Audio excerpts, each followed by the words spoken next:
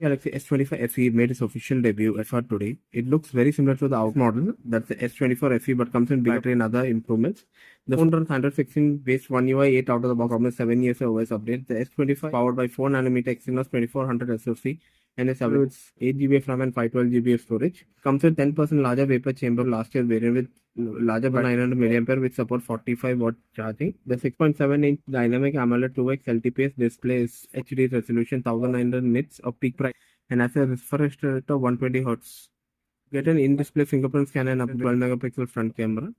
The S25 FE has a rear camera setup that is the same last year, which was the same as the previous years, which was the same as the previous. Get a primary 50 megapixel camera, 12 megapixel ultrawide, and 8 megapixel 3x camera with OIS.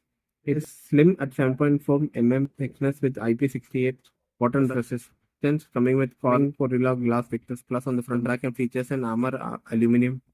Bluetooth 5.4, Wi-Fi 6E, bunch of AI, Gemini Live, Now Bar, Circle to Search, Generative Edit, Portrait Studio, Audio Eraser, Instant Slow Motion.